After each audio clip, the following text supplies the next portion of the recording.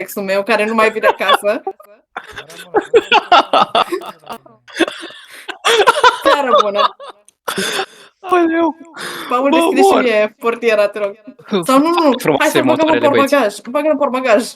Nu, urcă normal cu el în mașină, urcă ca și cum ai vrea să conduci. Nu, îl băgăm în portbagaj.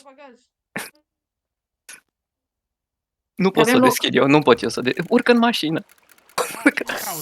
Mă cautați, domnișoară? Nu vă mai caut, nu, doar vreau să-l bag pe ăsta în portbagaj. Nu, păi ele, Alex. Vedeți că nu încap. Domnișoară, dar vă ajunge așa doar un Alex, nu vreți mai mult?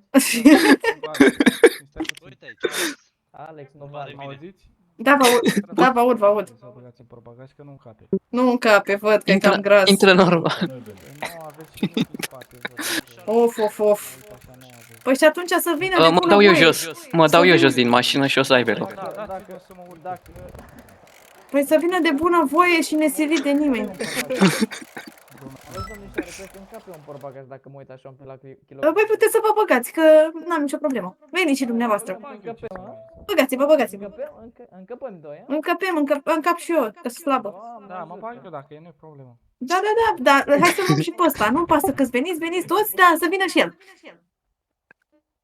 Păi unde mergem? Că mergem toți. Mergem la pescărie. Acolo, să dăm la pește. Păi acolo miroase pește. Păi miroase pește, dar mie îmi place să dau la uniță. E insane. Ce se întâmplă aici?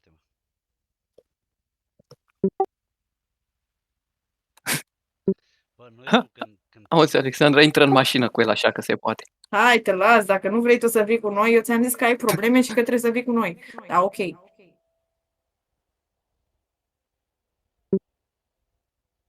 Păi, tata, ce să zic? Noi să știi că ne-am supărat pe tine, că ne ignori, că nu ne răspunzi la telefoane, la mesaje, la nimic. Păi, Rădăștea ta. La propriu. Păi...